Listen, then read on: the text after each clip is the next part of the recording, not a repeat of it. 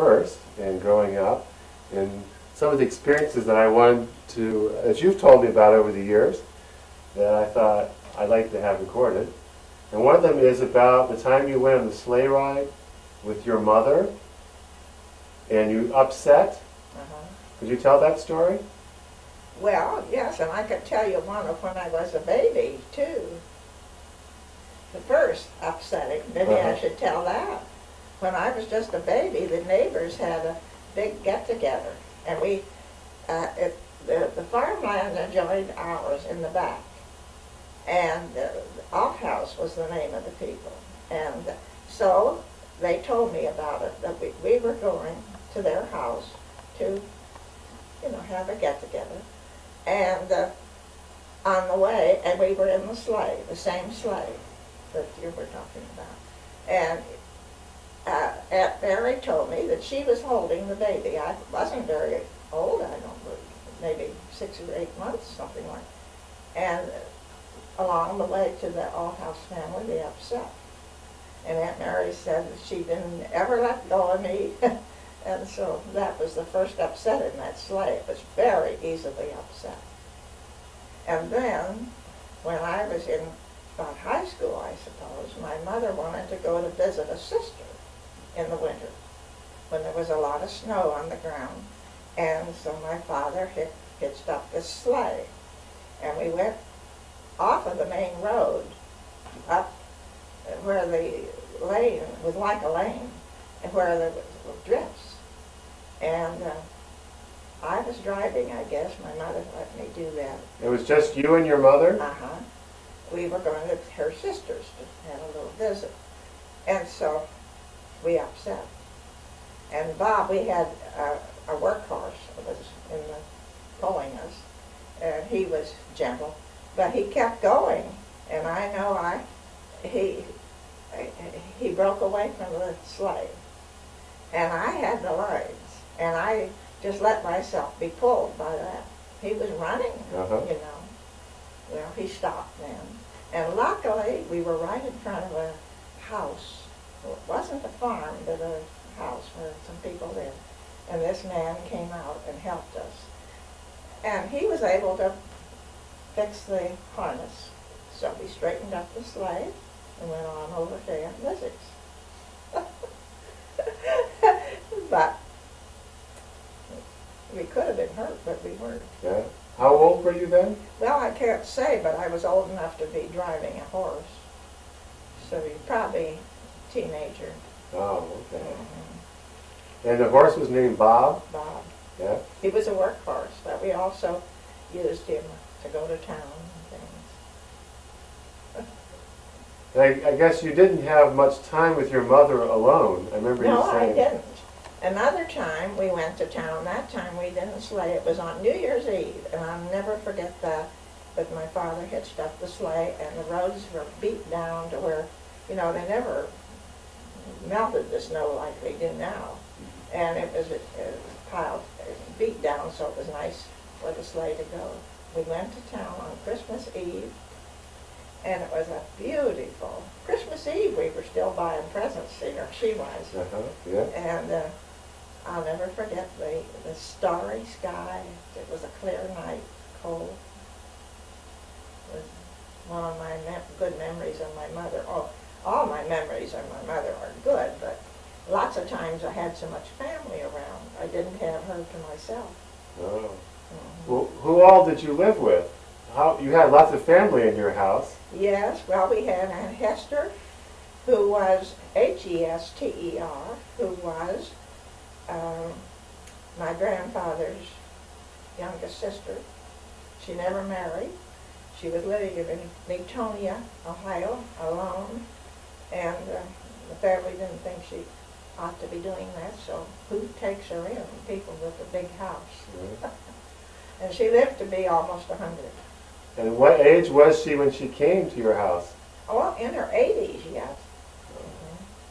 I couldn't tell you exactly. I was young and didn't pay attention to those things. Yeah.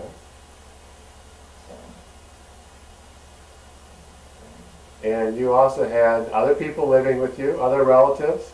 Well, Aunt Mary always lived with us. Now, she was my father's,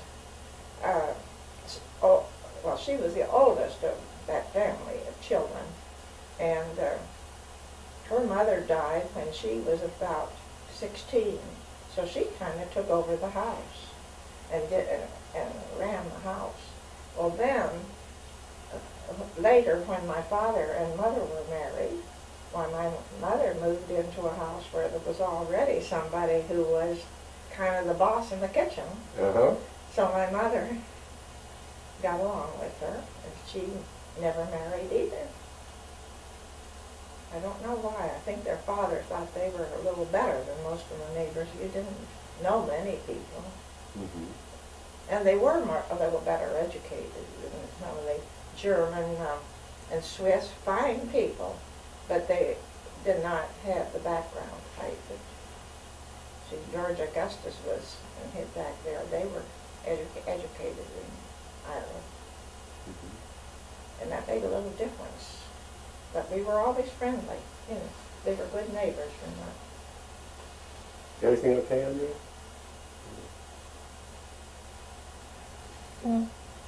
Okay, here we go again. So we're talking about Aunt Mary, and you used to sleep in her room. Is that right? Yes, we just slept in a big bed. Mm-hmm.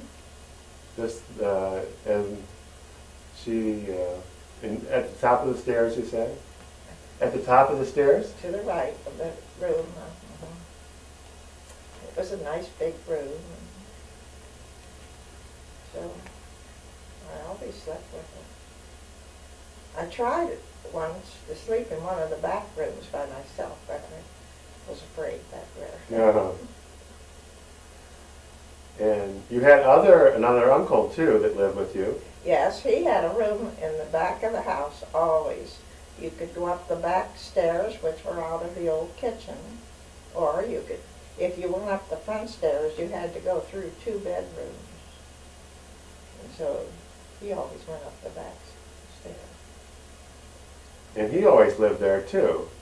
He always lived at your house? Yes, actually he lived. Now he did have his office fixed up so that he was a lawyer, you know, in Salem. Mm-hmm. And he did have his office fixed up so that he could sleep up there maybe at some nights. This is Uncle John. Uncle John.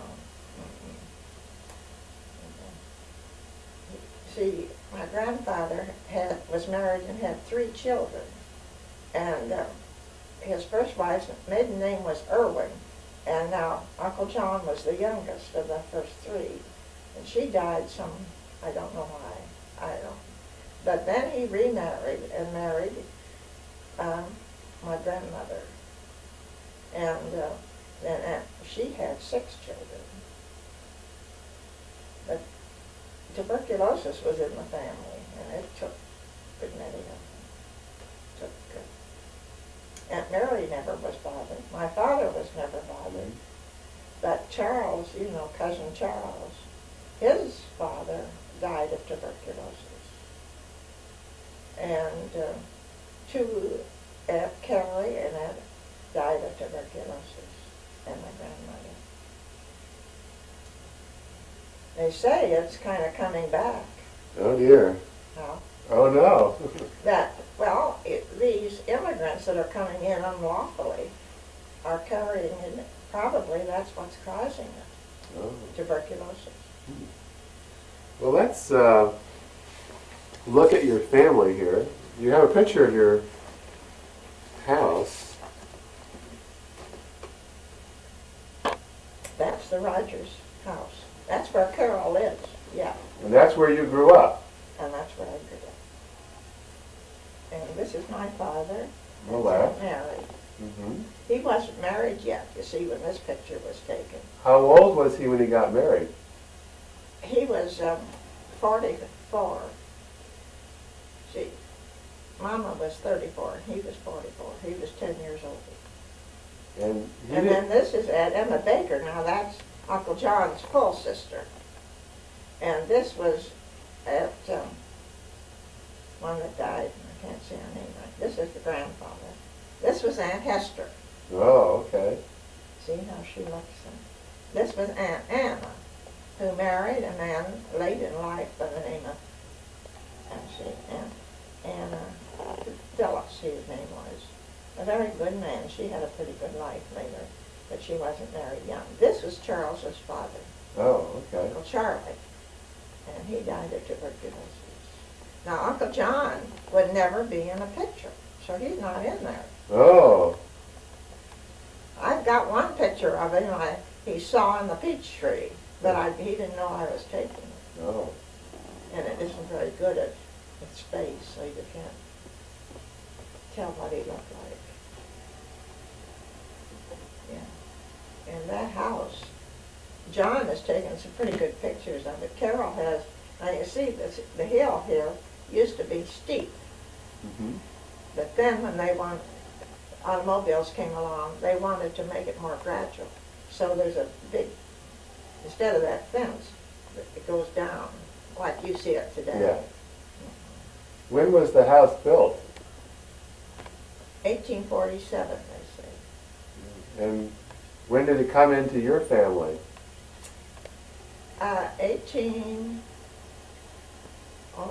right now, 60-something. Yes. He bought, see, they lived down closer to Lisbon, Ohio, and Fairfield.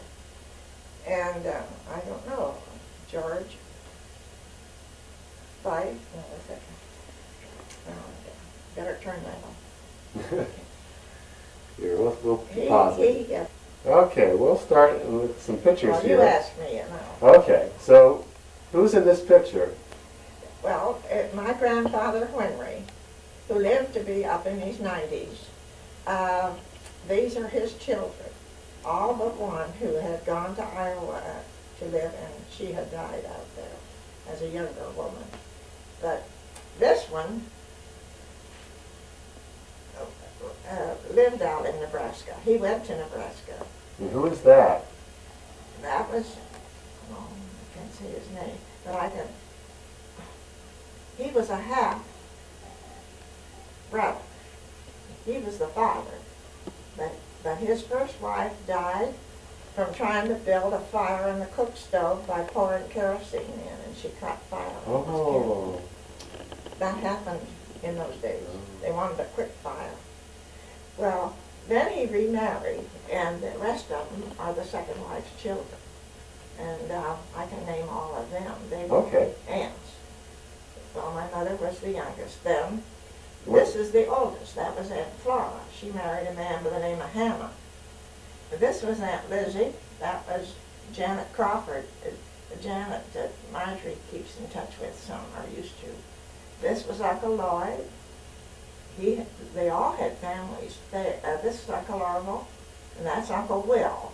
Now, Uncle Will and Mama were the last two children. So we were always closest to Uncle Will. Mm-hmm. And that I was telling you about that chest of drawers. Uncle Will stayed on the farm and all the furniture was there, you know. Mm-hmm. And then he moved to town, and his wife didn't live to be very old. And then he had a sale, and my mother bought that one that's upstairs. And this was Aunt Oland. Her married name was Haviland. And this was Aunt Ellen, and her name was Spencer, married. They all had children. And the one that is not on there did too. And I knew them. They lived later in Youngstown. And one of them was written up in one of the magazines. He became quite famous as a writer, and I've got that clipping someplace. But that was not, his mother is not there on it. She's gone. And what's your grandfather's name? Elijah. Elijah Winry. Uh-huh. And your mother? And my mother's name was Effie Alzoa. I never knew where they got Alzoa. Some of the rest of them had Alzoa, and I talked to them at the reunions. They didn't know where that name came from. They must have just liked it. Oh. But he sat with his youngest. And she wasn't married, I don't think, when that was taken. Oh, okay. But she went, after her mother died, she went to live with this man, her half-brother and family, out in Nebraska. Your mother? My mother did, and Oh. she used to tell me about how the wind blew in Nebraska. You know, there's a lot of, I guess it blew all the time.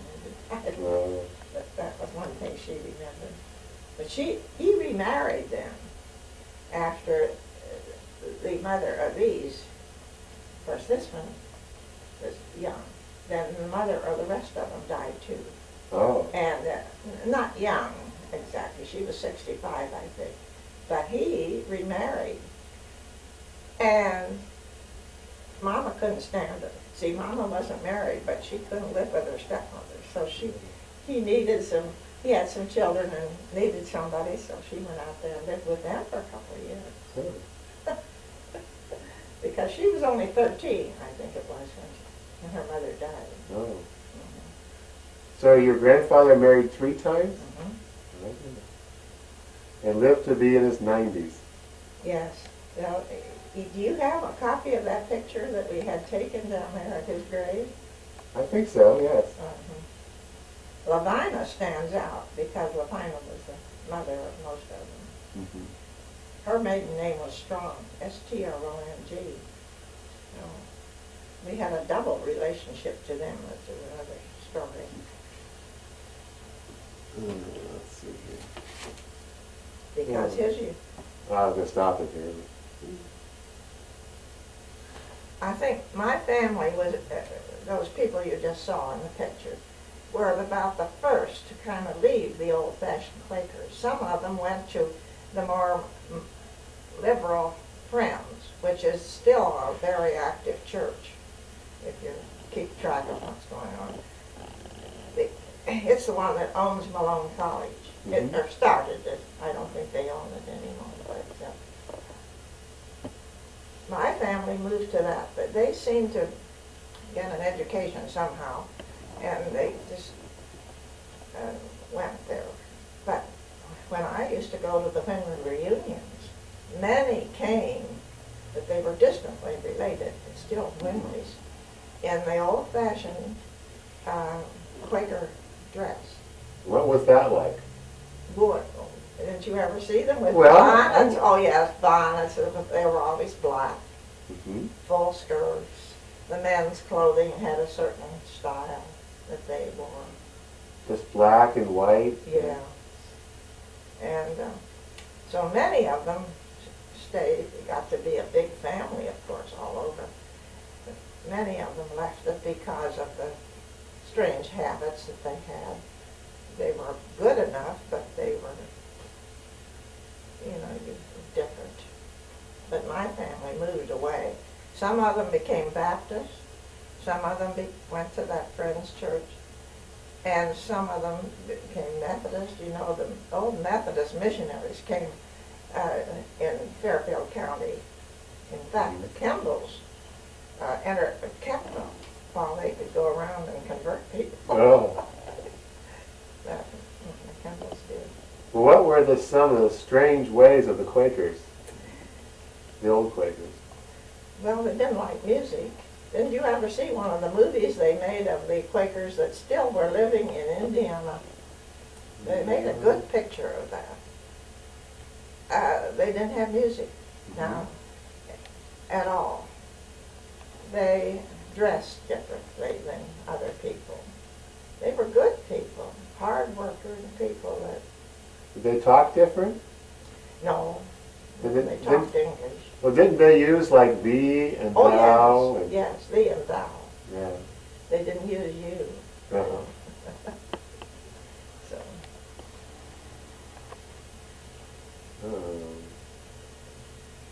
Let's see.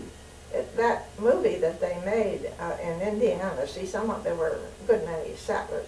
In fact, when Jefferson was living, he thought that I think it was Jefferson, the only religion that would be in America would be the Quaker. Now, I don't know, they got into arguments and they split. Now that'll ruin things. Yes. In the middle 80s. 1800s. So then we had the Friends, the modern Friends. We had the still the old-fashioned Quakers, and then some of them went to, what's your mother and father? Unitarian? That direction too. They were free thinkers. They were. So, I was just going to ask you about if you had any other favorite memories from growing up on the farm. Oh, it was a good life. We didn't have much. My father bought the farm, but you see, there was such a big family that it had to be divided. They didn't have much cash in those days. There's land that you had. So he spent most of his life paying for that farm. Oh, yeah. So we never had we had a good life, plenty to eat, enough clothes, but not like today. And you didn't have any electricity. Oh, of course, the electricity hadn't come yet. In fact, out our road there, where the house is, they didn't get electricity till maybe 1930. And you were married by then. Yes. Yeah. And Because the lines had to be put up now. The one over in front of the Coy farm, they would have been able to get it. But Forrest's dad didn't put it up. no. He had gas, and we had gas lights. They had gas lights. But then later they got electricity. And you didn't have indoor plumbing either. Oh my, no. There wasn't, when Forrest and I bought the farm, there wasn't any plumbing in the house. Oh. And that was, when was that? Early 50s? 52? Long in there. 53? So we put in the plumbing. Yeah. But my family had gotten it earlier. Carol put it in. So how did you meet Grandpa? Oh, at the Grange. Now the Grange is still a going thing, and it had the interest of the farmer, and it was kind of a social thing for the farmers. And his father would never join. He was too busy to be bothered making money. He was quite a wheeler-dealer. But Forrest joined somehow or other. And he became the master, the worthy master. That was the head as a young man. And so we were going to Grange. We always went to Grange. Do you know where it is? Have you seen it? Yes. It's still built. The building is still used. And what would you do at Grange? Well, it was kind of a social thing, you know. It was a secret order in a sense, but it wasn't so secret. It supposedly was. And it was a social group for farmers. They were all in the same business, understood each other. And we had one woman that could play the piano. If you mentioned something, she could play it, you know. And so she made things lively. Myrnie Hafley was her name. So what was the first time you saw Grandpa? You saw him at the Grange. I don't remember at Grange. But I found something just recently, a few notes that he had written, and he didn't realize how much younger I was. Oh. He says in there someplace that she is not interested like I am, something to that effect. Well, he was 6 years older, and if I was 16 and he was 22, there's a big difference there. I was still in high school. Oh. but he kind of waited for me. And I got married pretty young. See, I was only 19. But my mother said, well, he had a good reputation. She felt that he wanted me, and so she approved of us getting married. I was 19 and he was 25. Was it common to get married at 19? Not too much. By that time, girls were going to college, and if there had been more money, I would have liked to have gone to college. And I think now, of course, some of the things he has written in that I'm not going to show anybody, but he told me once that he wanted to apply for the Army on the Hudson River. West Point. West Point. You see, they gave scholarships to certain boys within a certain area. I don't know how it was laid out. But you could apply, and maybe you would be chosen to go. So he said, and you would go, your tuition and all would be paid. But of course you'd have to serve in the Army some. Well, he said he asked his mother about that he'd like to maybe apply. And he told me that she said, I guess not. Just quiet like. But I think that was a mistake. He was smart enough that he might have made it. But then I wouldn't have ever married him. Because he'd have gone over there when I was only 12 or something, you know. Yeah. And he probably would have. But and now, things weren't like they are now. I think so often. What we should have done, and he was college material, definitely. And we should have moved to Columbus. And I could have worked something. And he would have had a strong constitution. He could have had some kind of a part-time job. And he could have gone through college. And it would be done today. But then it was unheard of. You got your college education before you were married. Oh, I see. They didn't go. You see the difference? Yeah.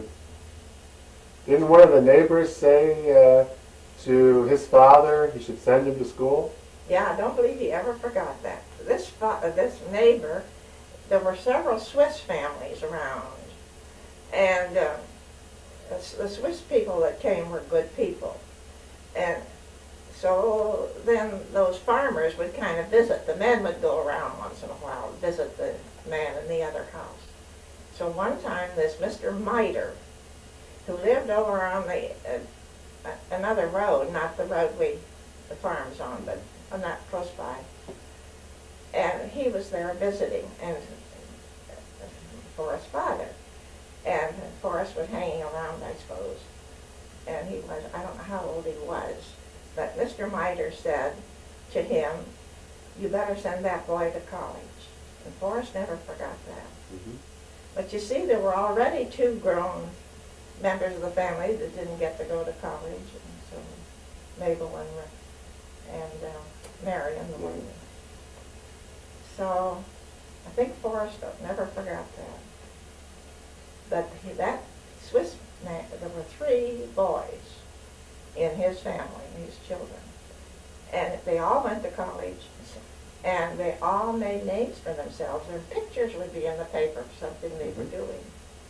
And their name was Miter, M-E-I-T-E-R, something like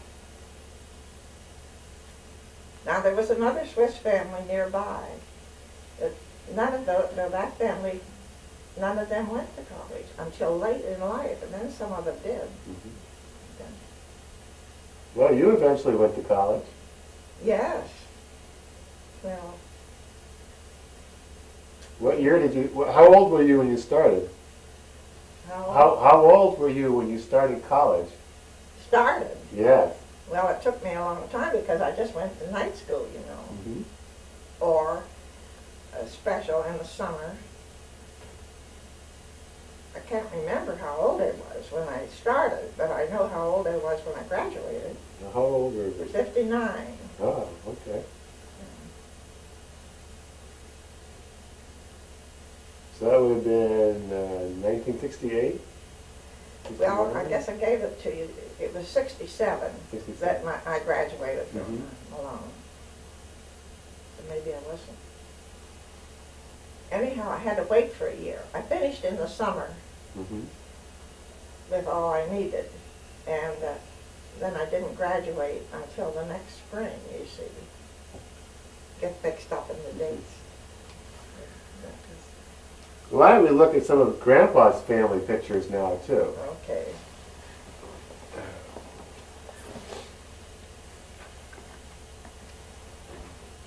See his family.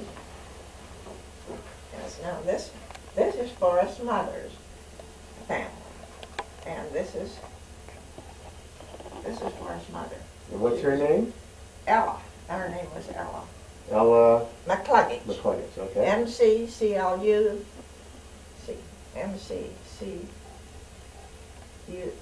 M-C-C-U-L-U-G-G. Two G's in there, I think.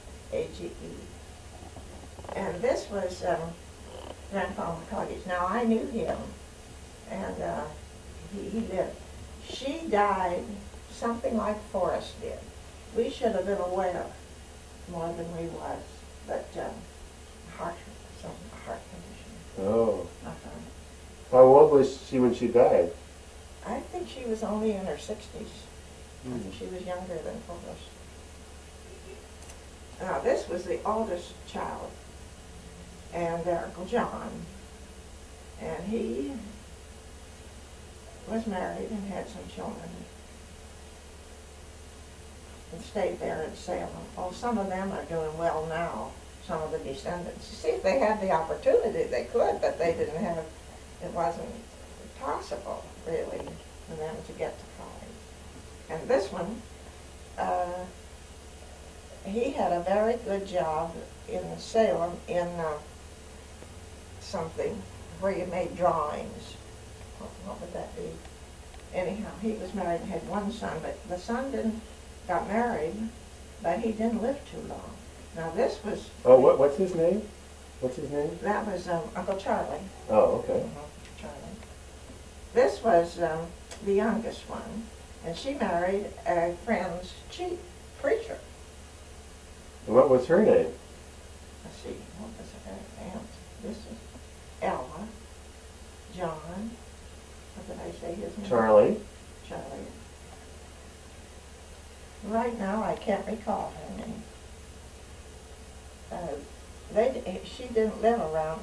He was a preacher. He preached in Nevada and Virginia and all and around in Ohio too.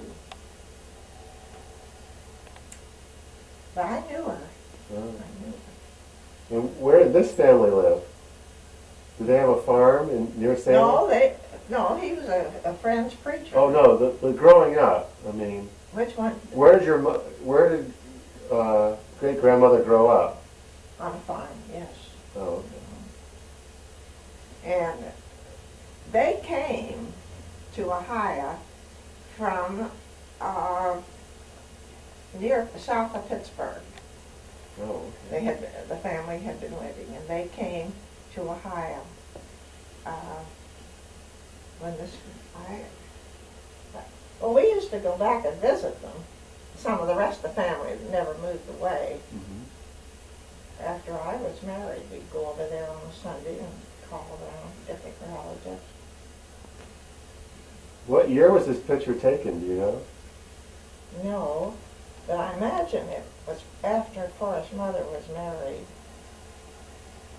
I don't know, she's young, but She does not have a ring. doesn't she? No, I don't see one here. Well, maybe not. I don't know when it was taken.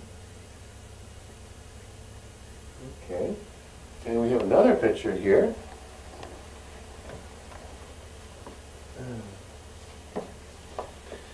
From Grandpa's family.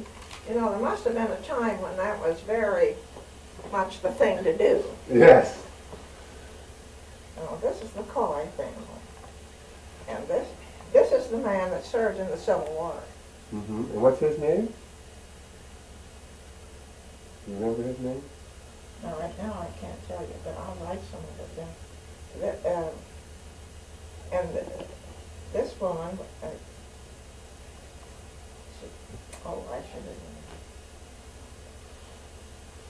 I should know. Right now it doesn't come to my mind. Okay, well let's work on other people here. Yes, well, there was kind of a scandal in this family. This one was a good-looking woman. She lived in New York and had a daughter, around New York City. And she visited Aunt Ari was her name. And she came and lived with Aunt May, who had a farm across the street from the across the road from the Coy farm. I could point it out to you. It wasn't right across. It was on a little closer to Damascus, the little town of Damascus. But he died, I think it was tuberculosis, and she had lived there by herself for years and years and years. Her name was May, and her married name was Strawn, S-T-R-A-W-N. Oh. Well, of course, you didn't know him, did you? No. No. Who is that? Huh. Who is it? Oh. I don't recognize. Well, that's Forrest's father. Oh, I see, yeah. Yes. And see, this woman, well, I don't think this man was a tall man at all. But here's one, the youngest son was taller. And this was another son. Couldn't go into all that. I used to know. But, Do you remember their names, or how? do you know their names? Who? The other two sons here. I should. John, I think this one was John. And this one was the youngest of the family. And I know where he lived in Salem. I could point the house out. But he died suddenly, sort of like Forrest did. Oh. Only I thought it was a stroke. But Forrest wasn't a stroke, was it? No, it was heart attack. Mm-hmm. Yeah.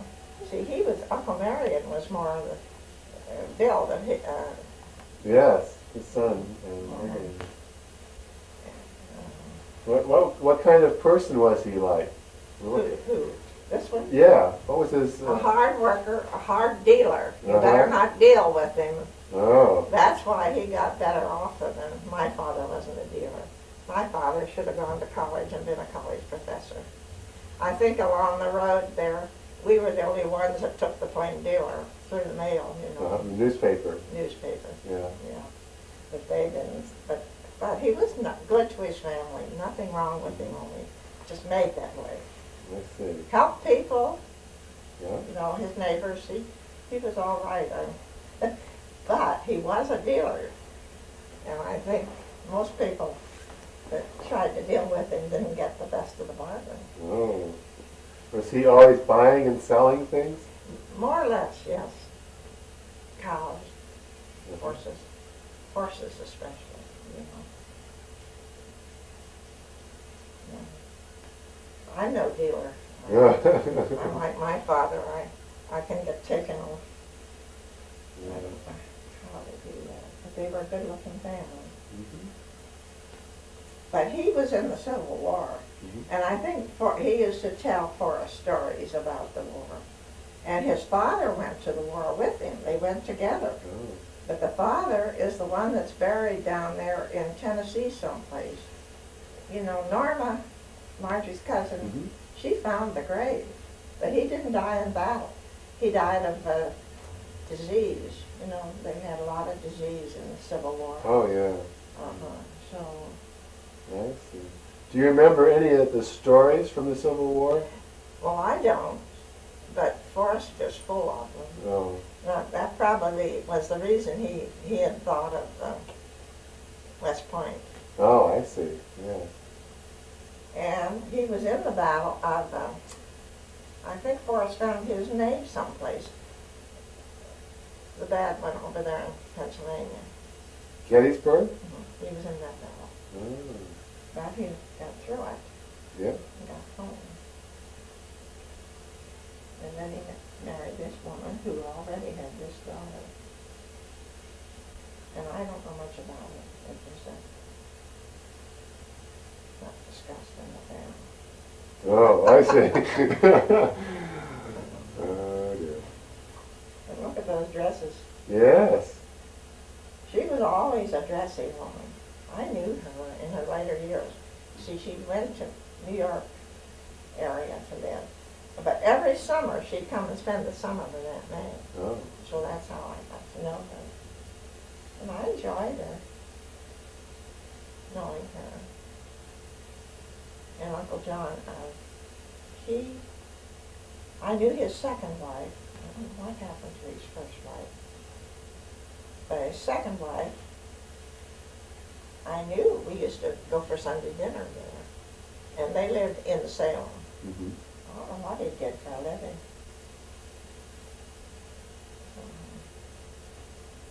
She looks like a hard worker. Yes, she does. Yeah. He has had a strict life, I think. Yes. Yeah.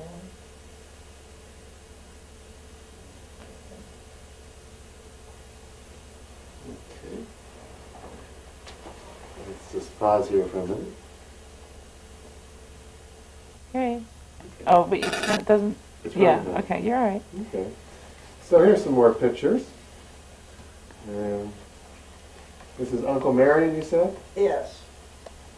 That's his uniform. See, he was in First World War. the, The Great War. The Great War? Is that it? I think that was the name for it. Well, anyhow, he never saw active service, but he was in his army.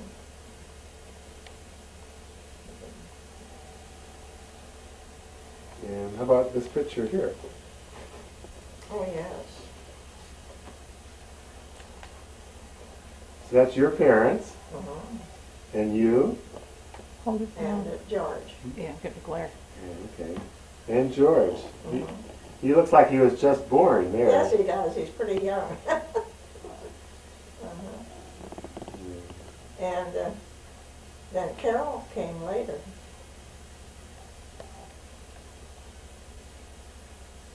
They didn't smile too much back then. Uh, They did not smile too much. no, they didn't. And, let's see. Oh, that was my high school picture, I guess. No, we weren't smiling then either, were we? No, they look very serious. Uh-huh.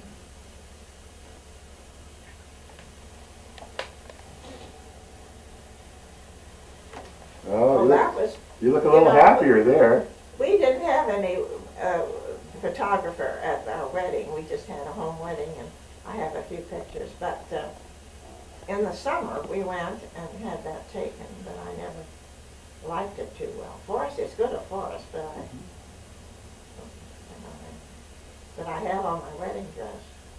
Oh, in that picture? Mm-hmm. Oh, okay. And you were married in your house? Mm-hmm. And that was common then, Oh, yes. to be married at home. And then we had a nice dinner. Mama's relatives helped fix it. Mm-hmm. What year did you get married in? How? What year did you get married in? 1926.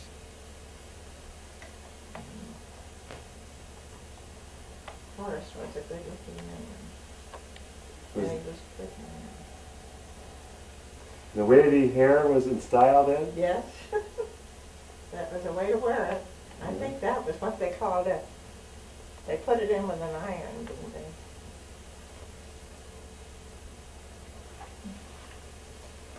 That's on the farmhouse. Okay, this is the Coy farm. Uh-huh.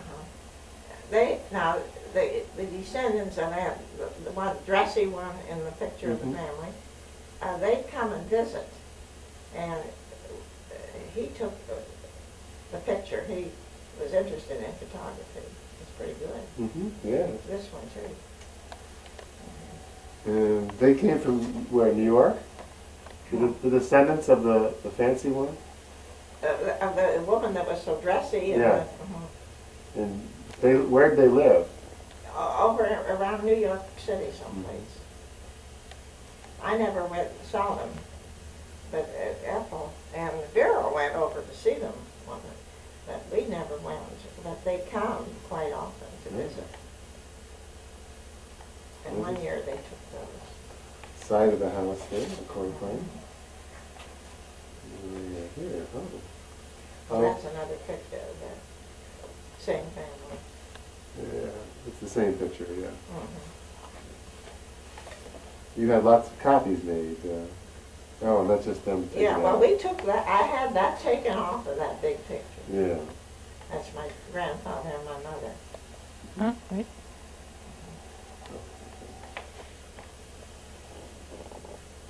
Grandfather Henry. I had his obituary upstairs. How old were you when he died? Were you married then? Or? Oh no, he was gone before that.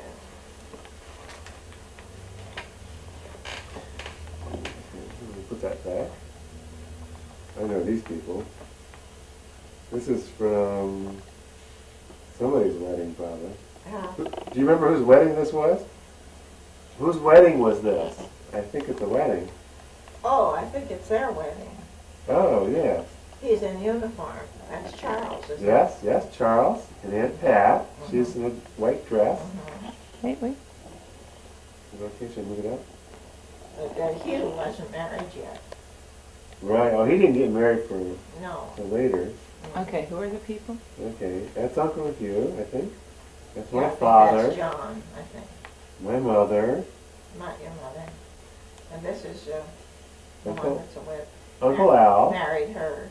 Aunt Mariana. Mm-hmm. That must be Stephen, their first Probably. child.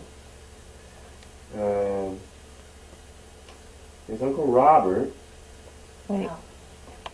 That's Uncle Robert. Yes, yes. Oh, he's changed and looks so. Yeah. I just was amazed how different. I wouldn't have known him. Now, John, I'd still know from those pictures, wouldn't you? Yeah. Yeah. And probably Hugh. But, well, they gave me that, and I thought that was pretty nice.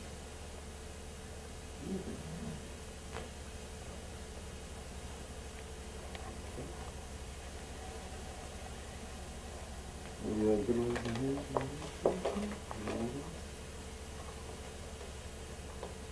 No, I know this too. I don't know what that is in the back. Oh, I think it's construction paper. Oh. Or pages for Yes, the. I guess it is. No, let's put some old okay, pages pictures of them. Well, there are more pictures of them. of the farm.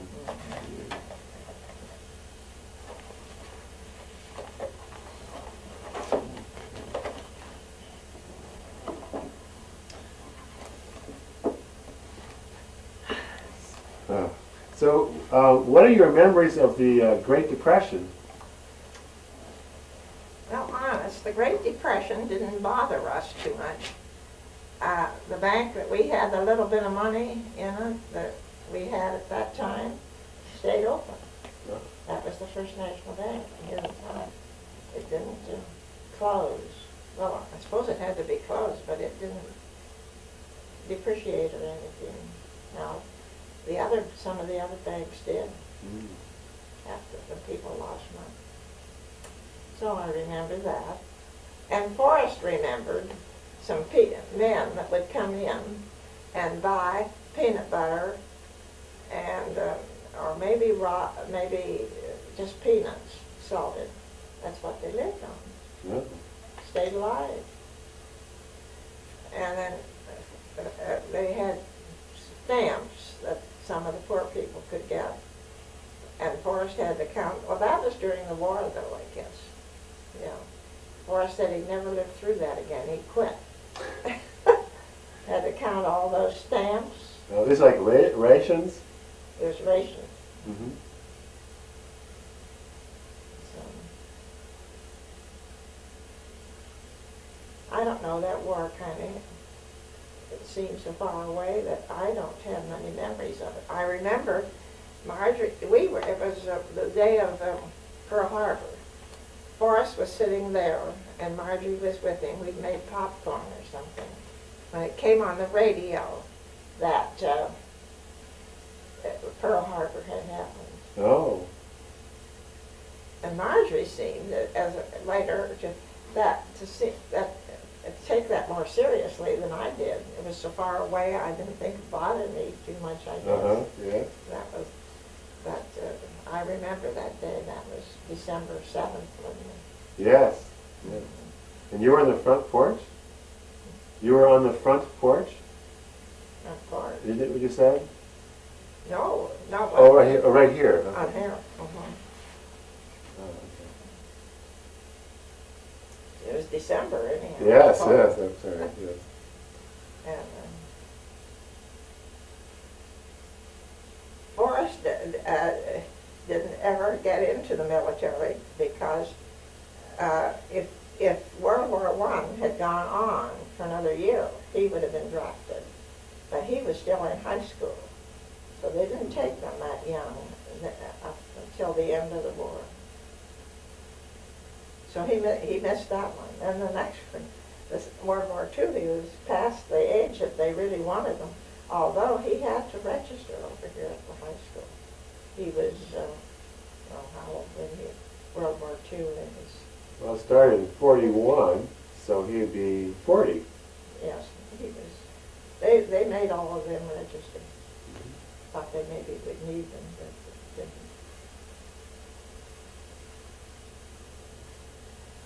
But this internet is going to reunite the world. Oh, Not have any more wars. I don't know. They said that about radio, too. That radio was going to unite the world.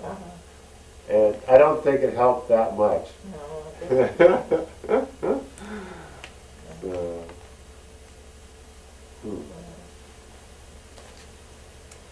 okay.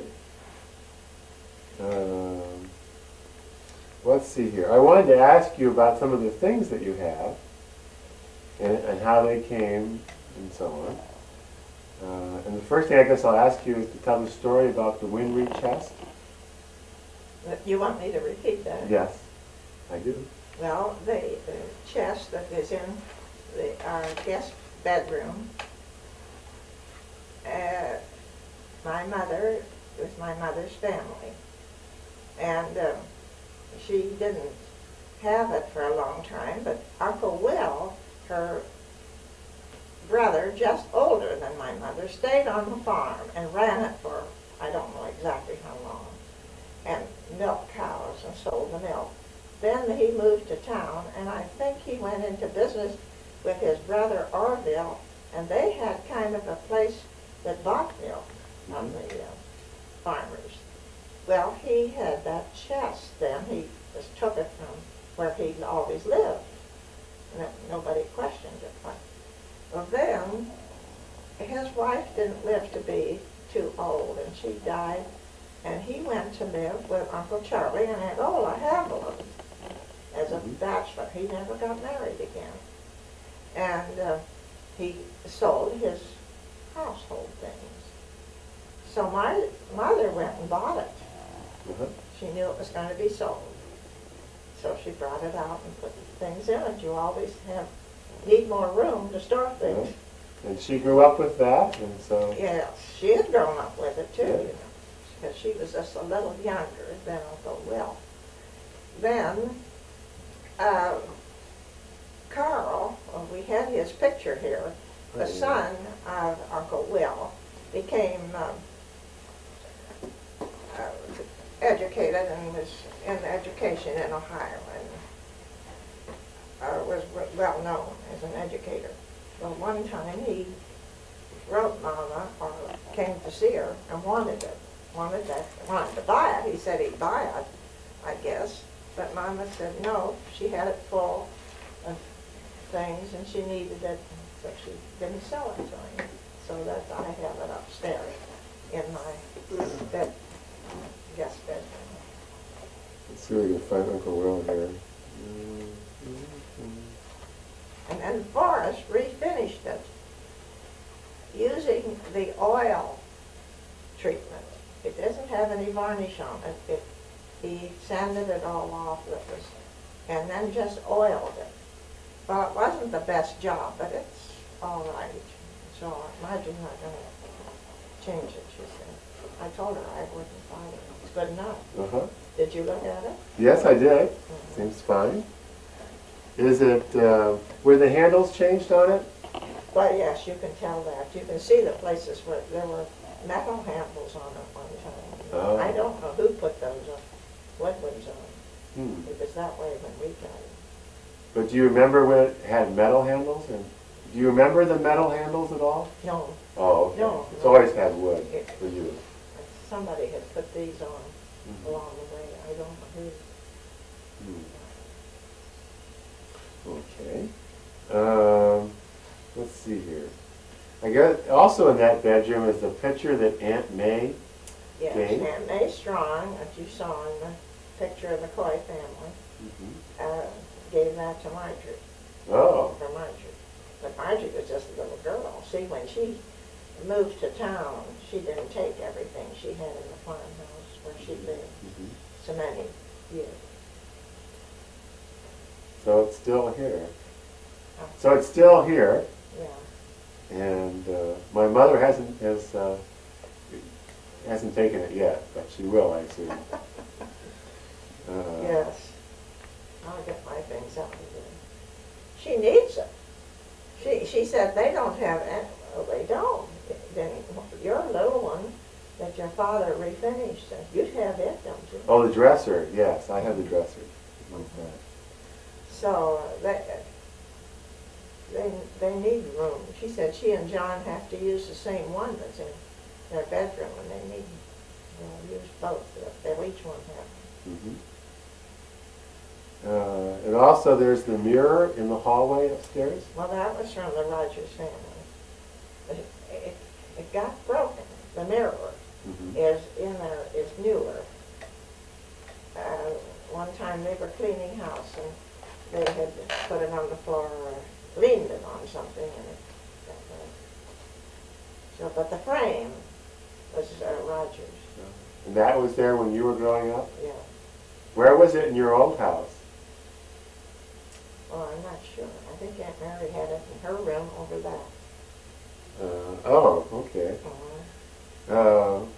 Well, okay. Let's see here.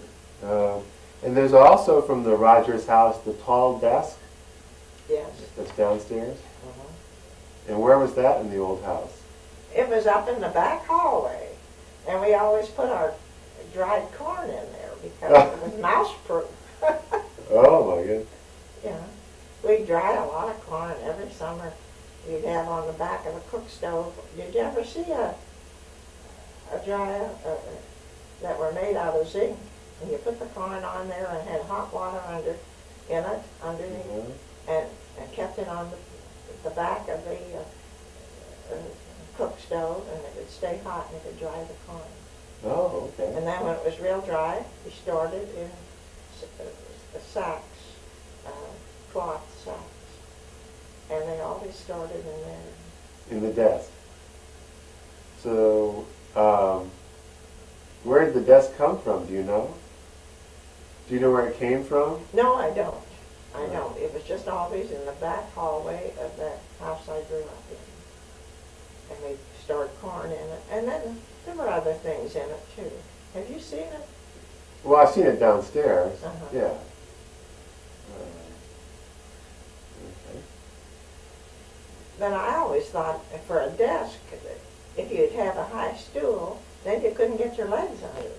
It was kind of awkward. Oh, I see. But they kept things in it. Have you seen it on the inside? No. Oh, we'll have to show it to you. It's like something from Charles Dickens, I think, you know.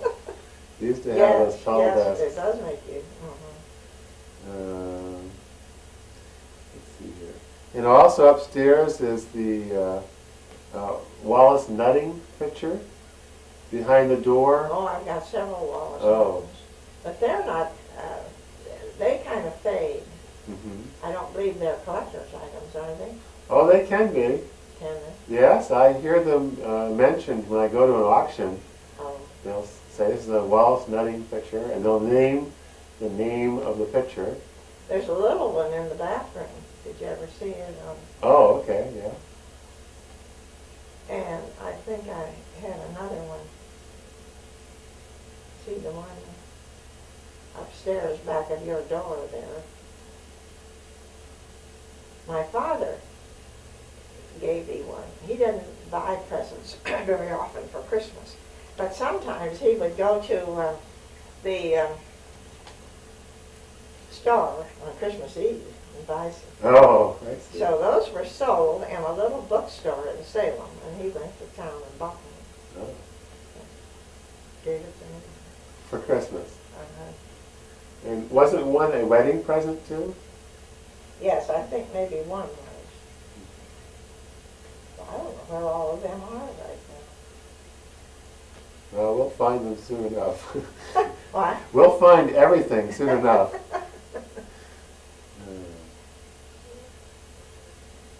Okay, well let's just stop here for a minute. And Well, this clock was through the Rogers family. I don't know who really owned it first, but my father had inherited, and he had it in his bedroom where there was a fireplace. There were fireplaces in that house all over the place. how many did they I have? think there were, see, 1, 2, 3, 4, 5, 6. Oh, there were. I think there are 8. I think there were 8 fireplaces in that house. Oh, okay. A couple of rooms didn't have a mantel, but most of them did. And now what am I telling here? Well, that was, the clock was on the mantle. Yes, this was on the mantel of Papa and Mama's bedroom. And after Mama was gone, Papa always slept there. And so one time when Forrest and I stopped in to see him, he was already in bed.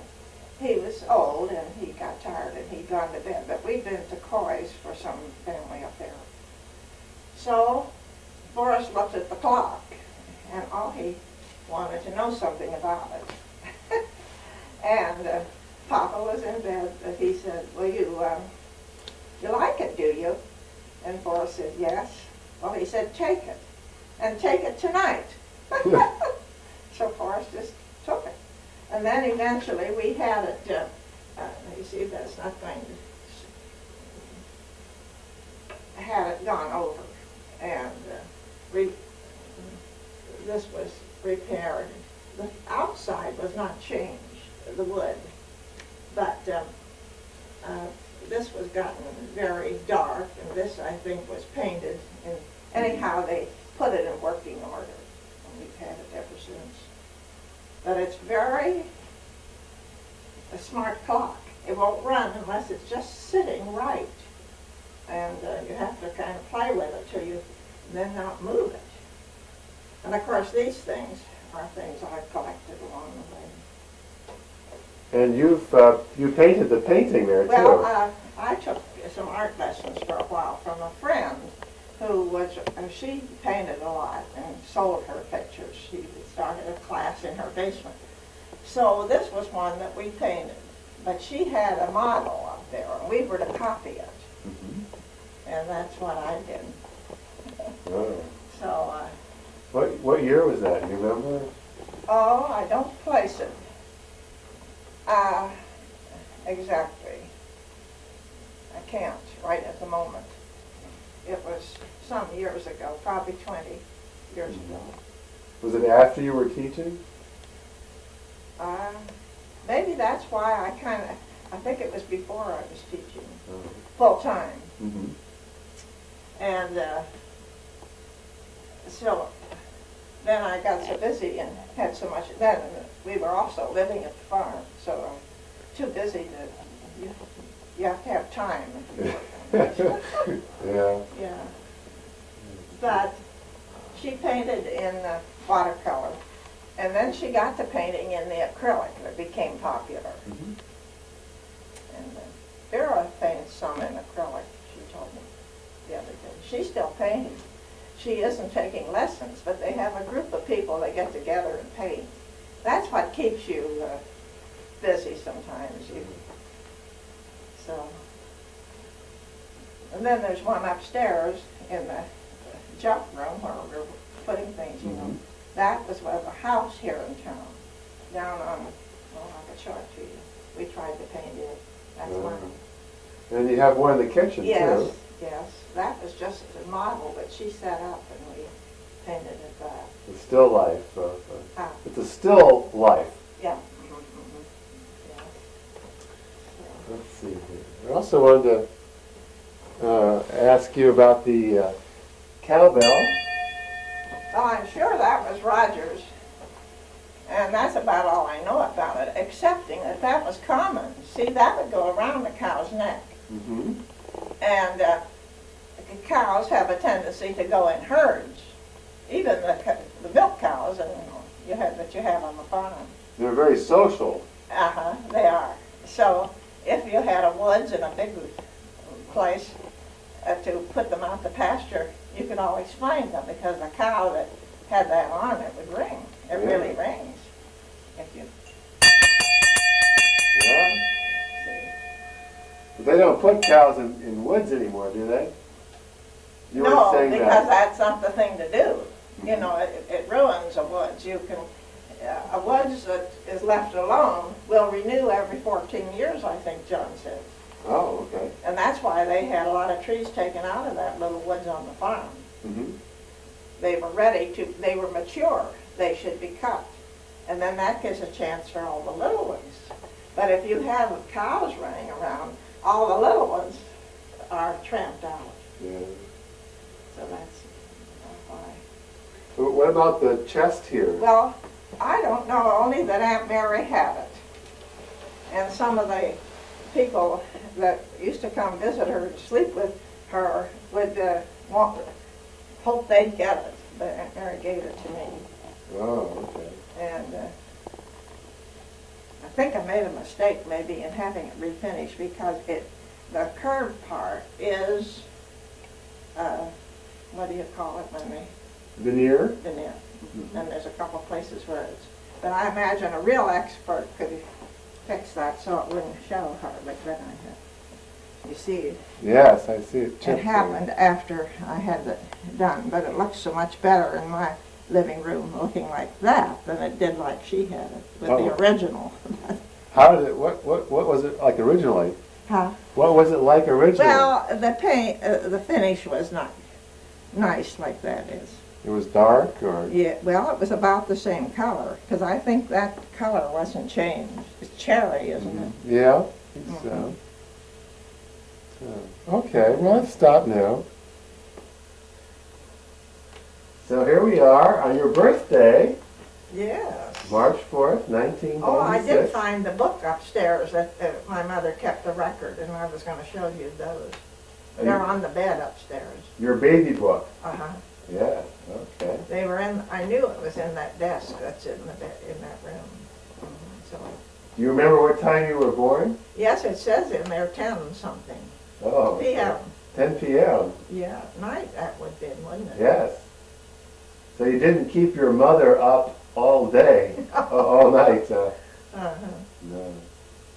So I wanted to ask you about what kind of things you did around the farm as a child, like what kind of chores you did, or... Well, for one thing, I never milked, but Ethel and Vera both had to go out and milk. But because I had those two brothers that were just younger, you know, and so that I never had to go and milk. But I had to go to the fields in the summer and drive the team of horses, and then we had a hay loader. And my father, and maybe the hired hand, we usually had to have a hired hand in the summer for harvesting. And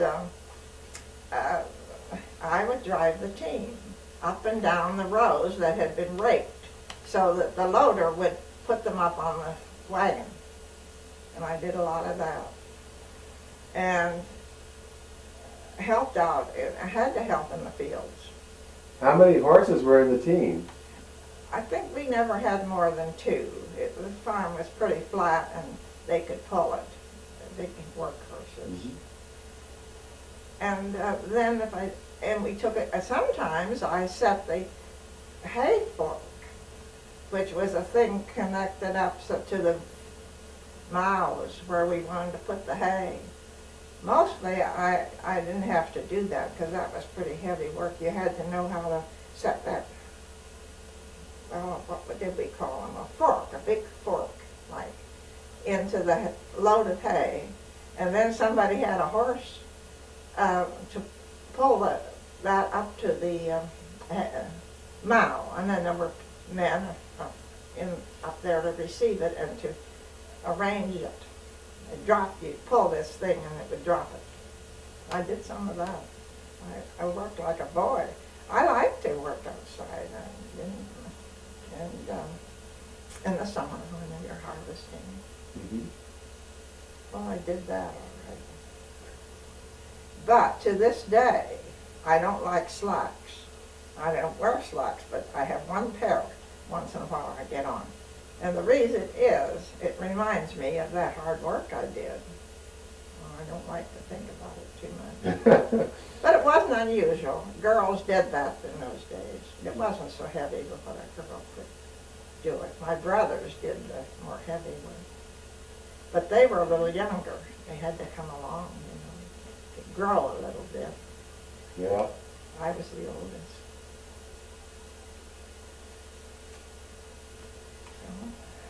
And I had help. I remember one thing. I'd been out in the fields working, and we came in for dinner. We called it dinner at noon. And Aunt Mary and my mother were getting it ready. And I just went in and sat with the men because I'd been working all morning, and I thought, but I got called to the kitchen to help get the dinner on the table. Oh. I'll never forget that, because I thought I was doing a man's work. Yes, sounds that. But we had a good life, we really did. But it was meant work all the time. My mother always had chickens. I think most farm women did.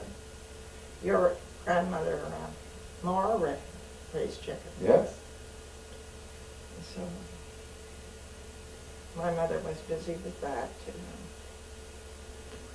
I don't know, can't think of anything more.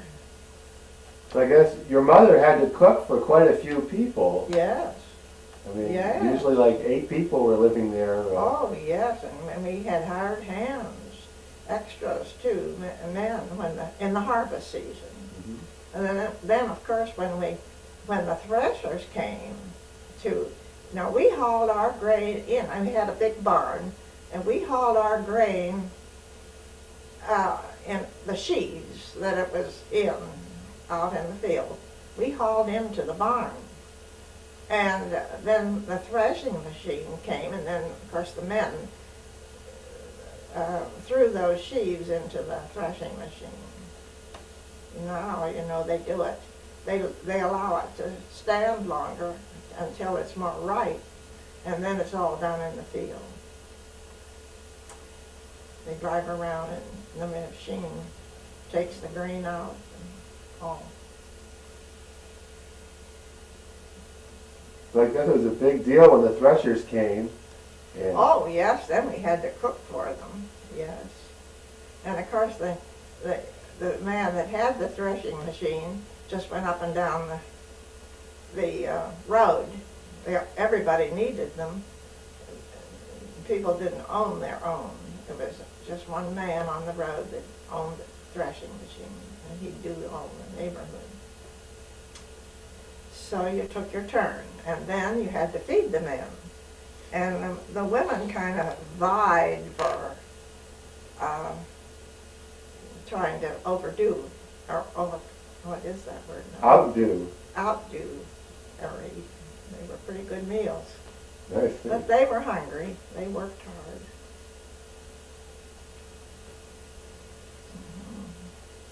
We did that. But I guess I said that I never milked. My brothers came along and they did the helping with the milking. We didn't have milking machines then. You had to milk by hand. Yeah. So your mother and Aunt Mary did most of the cooking. Oh, yes. And they used to have specialties in what they cooked. Some would bake bread. And Yes. Aunt Mary baked the bread. And that was about twice a week. She'd have big loaves. And then she'd always make a few buns out of a little bit. She'd add a little sugar, I guess, and change them a little. But basically it was the same dough. Maybe she had a little butter too, right? But they were always good. How many loaves would she bake a week? I don't remember. But it was a good many. I would guess 12 loaves, 6 each time, and they were big. Yeah. Yeah. Big, high, and bigger than most of the bread is baked now. Sunday nights, what we always had, bread and milk. They baked enough, so that's all we'd have for Sunday night. So, Oh, really? but that was good. We had a little relief from so much cooking. Oh, yeah. But then they had to wash the dishes, and we washed the dishes on the, well, we had some kind of a kitchen gadget there that we could put 2 dish pans on, one to wash and one to rinse. And we'd have to wash all the dishes by hand. There were no dishwashers. No. Not even an ice box. We didn't. Our basement was cold, and we didn't try to keep things very long. And my job often was to go down to the basement and bring up the milk that they'd put down there to cool the night before, or bring up a head of cabbage, or in the winter we always had plenty of cabbage. Special place there to store it. I was telling you about the potatoes went in the middle cellar, because they needed it a little bit warm. And then my father would sprout them in the spring so they lasted longer.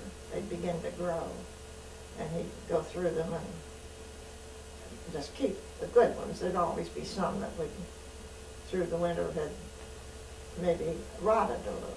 We'd take them out, keep the good ones. They'd last till we got new potatoes. Of course, new potatoes were always very interesting because they were little, and they cooked them in the skins. About June, we could have new potatoes from the garden.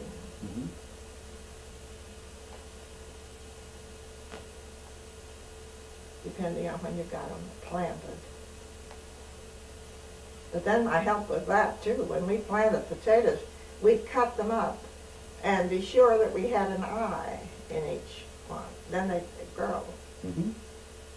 Now if you cut them without an eye, then so-called, they wouldn't sprout. That's where the sprouts come. Well, you know that one. Yeah. So you used to take a horse to school. Well, then when I got to junior high, we went to Prospect Street School, which was on the edge of Salem. And we could, did I tell this before? No. The reason we went there, the country school that we should have gone to in the township was not too far if you go over the fields. And my father and his sisters, they always had to went through the fields, back over to the other road, which was called Winona Road. That schoolhouse is not there. It was torn down to put a bypass around Salem. But anyhow, my mother had gone there, my father had gone there. But my mother lived on the other road, and so they had to just follow the road. But Papa and Aunt Mary, they had to go through the fields back toward another road. Then later, about the time that we were going to school, they had, since this city school called Prospect was toward the edge of town, and they developed the idea that if you had to walk on the road to get to the country school and you had to pass a city school, the township would pay the interest of that isn't the word. Tuition. Tuition, yeah. So that was our situation.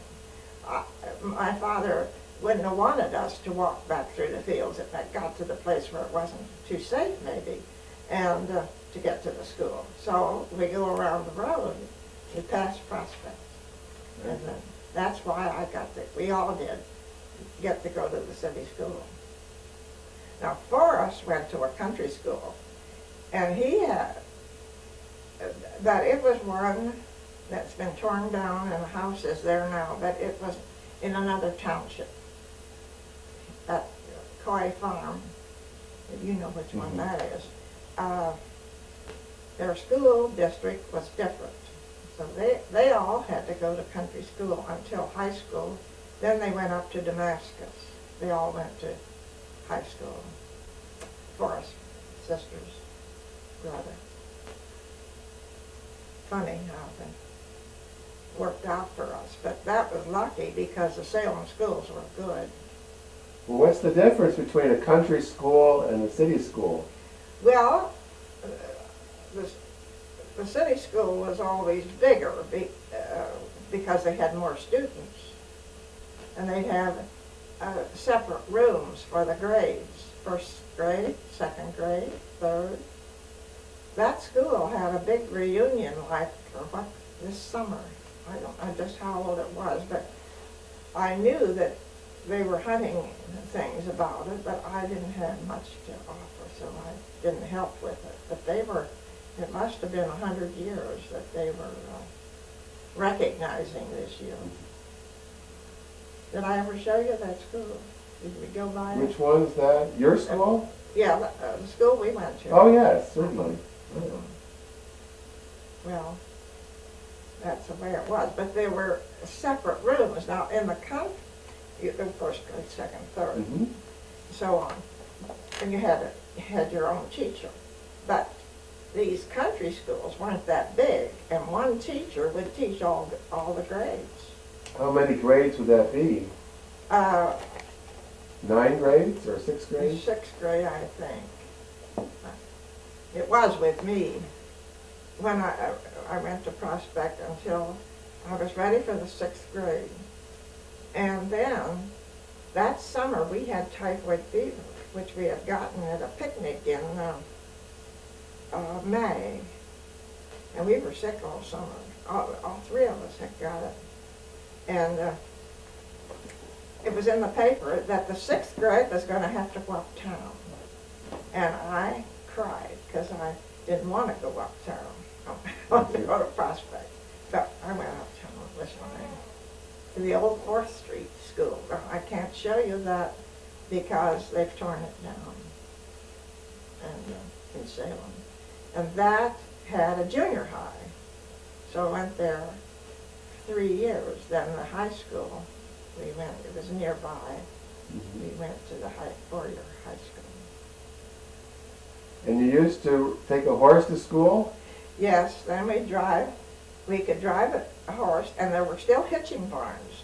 Hitching barn was something they had for people that wanted to come to shop, or maybe they worked in one of the stores, and they could drive their horse in there. Somebody would take it back in the barn and unhitch it. And then when you were ready for it, they'd bring it out again, hitch the horse up. So that's what we did. One of the neighbor girls and I went, they always had driving horses. So while she was going, we did that, and I rode with her. But she didn't keep going for some reason. I couldn't say. But, and I was driving my pony.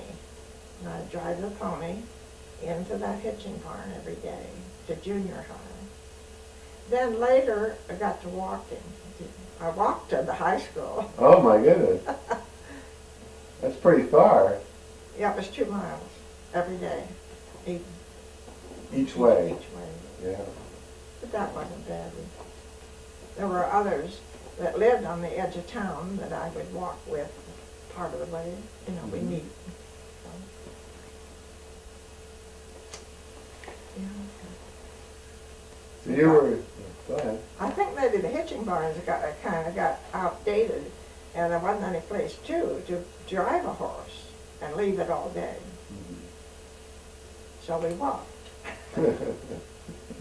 Well, we were older. Yeah. You were the valedictorian of your class. Yes. I have that in writing around here someplace. And you gave the graduation speech? Yes, I had one of them. Now, there were several of us. I don't know just how that was set up, but the valedictorian always had a speech. And I spoke on the Yellow Peril, as you can imagine. Now, I guess the Yellow Peril hasn't developed. No, I don't think. But there was a time when they were afraid of all of the Japanese and Chinese that were coming into California. What kind of things did you wear to school? Well, school clothes, middies usually they called them. Oh, everybody had a red midi. It was just a top and long sleeves and kind of tailored kind of thing. I don't think I have one of those. I might someplace. If I do you want to see it? Oh, might be kind of interesting.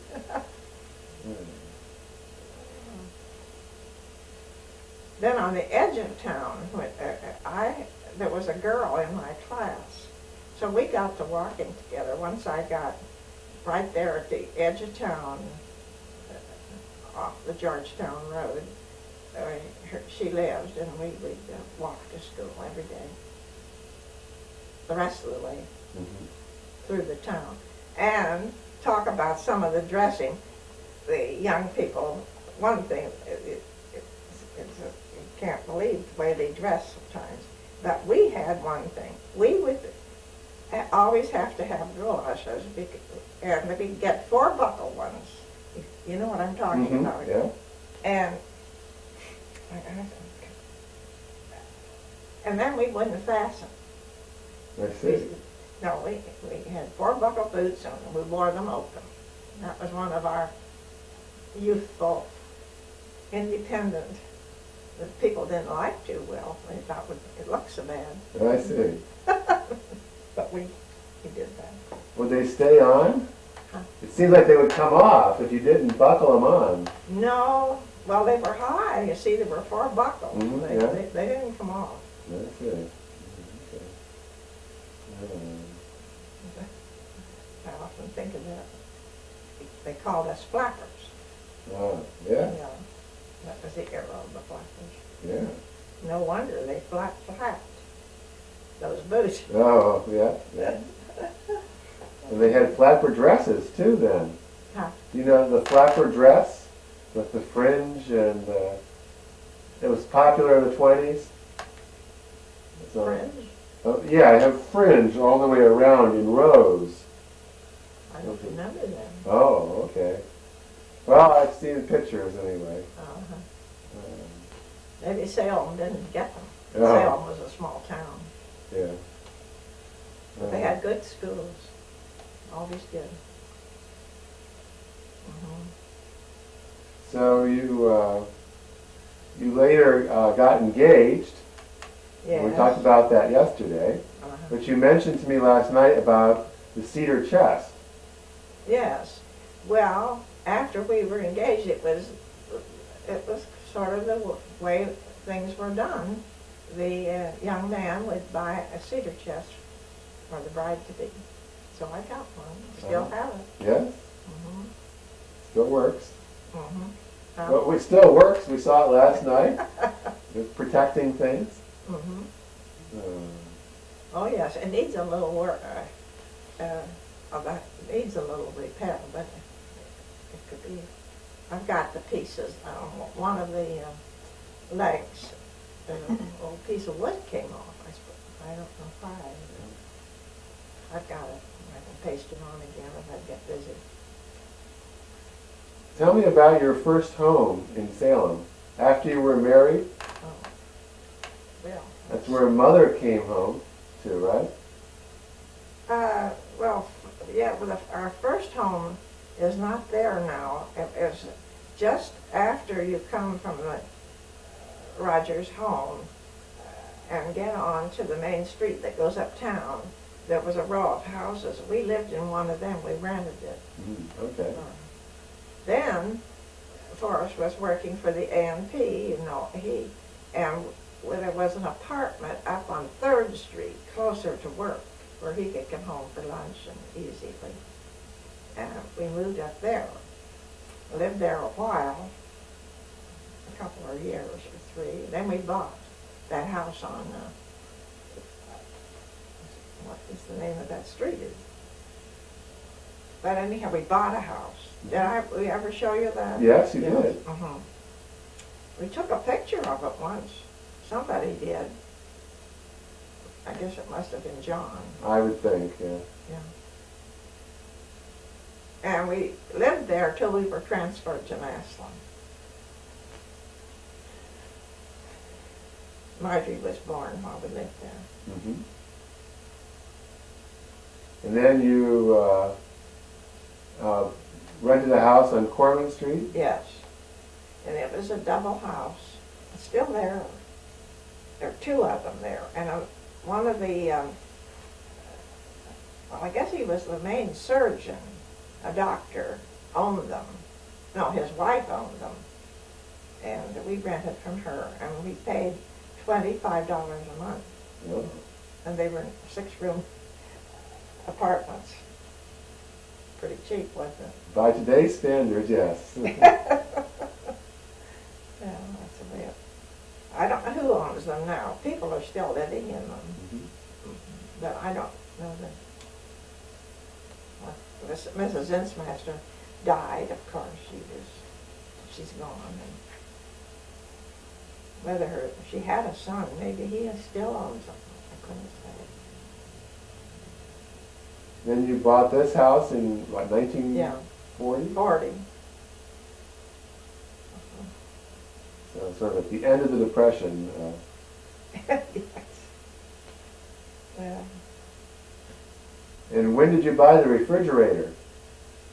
1937, February. 1937, before we moved over here. Mm-hmm. We had a nice ice box there that was part of the kitchen that was served with ice from a little porch. The iceman didn't have to come in and put it in the top of your refrigerator. He opened a little door. That was that apartment was real nice, that apartment. But then we did get that one, electric one, in 37 because everybody was getting them.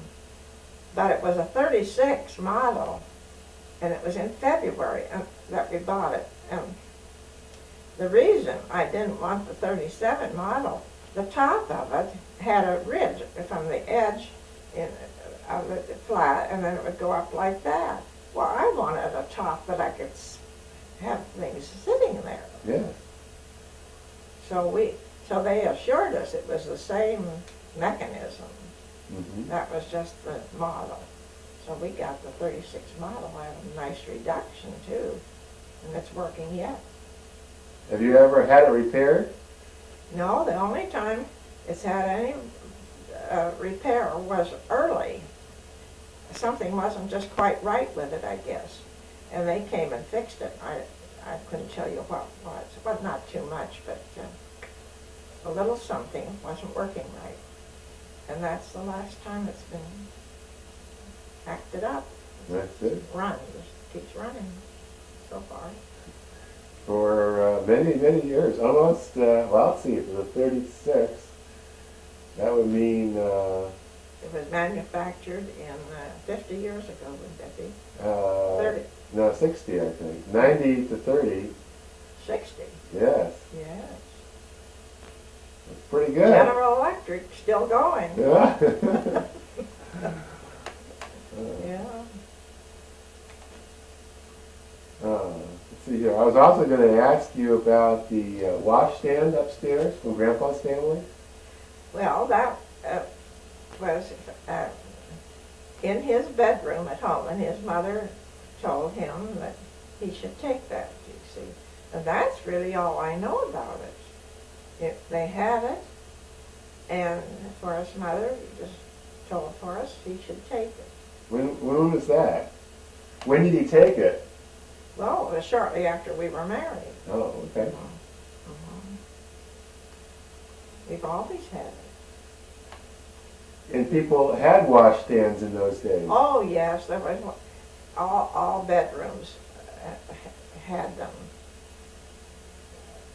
Maybe not all, but if you had guests, you could provide them with water to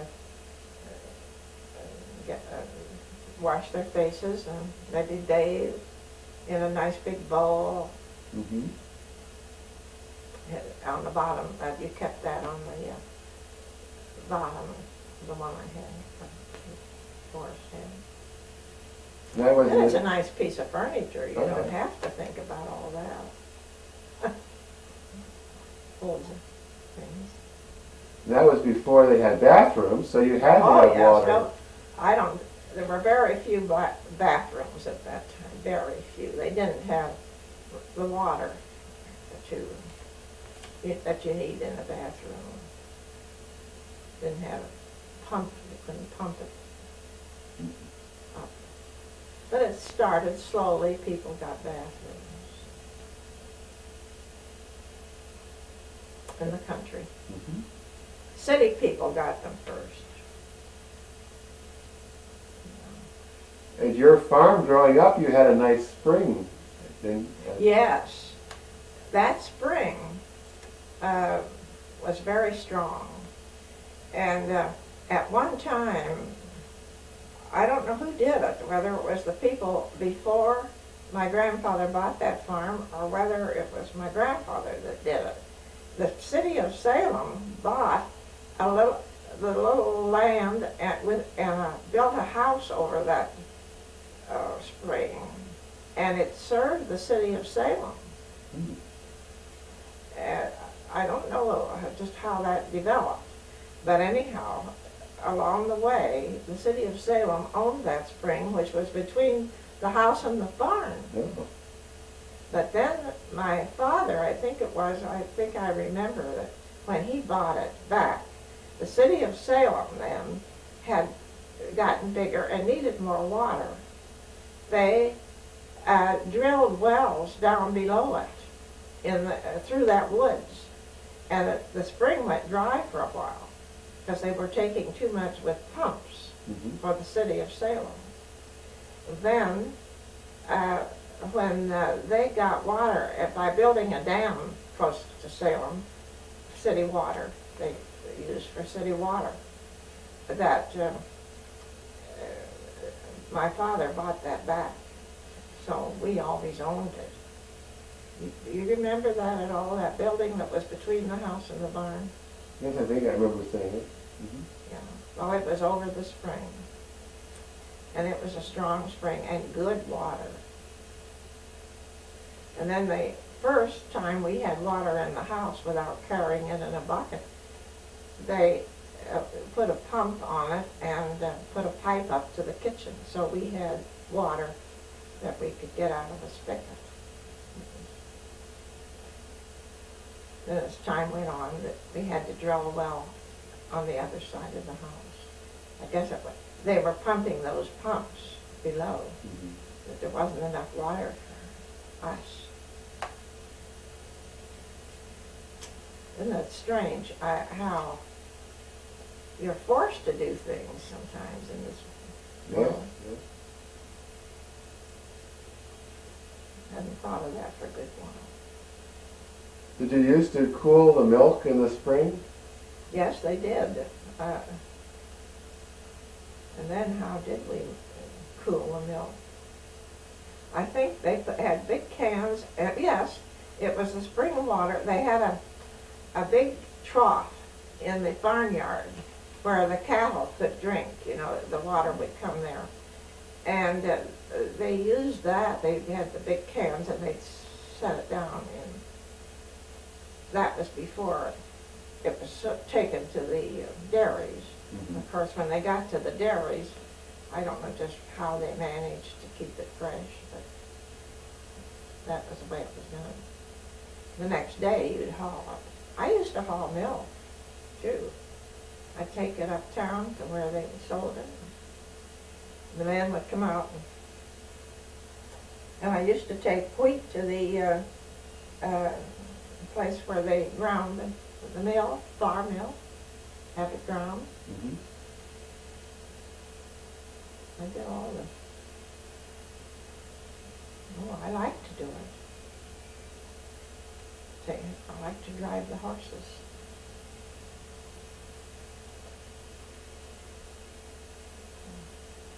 I can see yet how they took the wheat out of the spring wagon that Papa would put it in, and they take it into the mill, and then they grind it right in front of me, or in front of it. I didn't get out and go in the mill. Boys would, but I didn't. But they'd grind it right there. Take it home, bake bread. Uh-huh. Yeah. Well, the world has changed. Yes, it has. Farm women don't have to. Well, they work.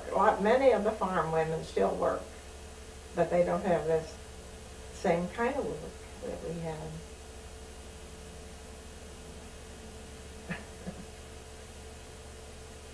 I can't believe I'm 89 today.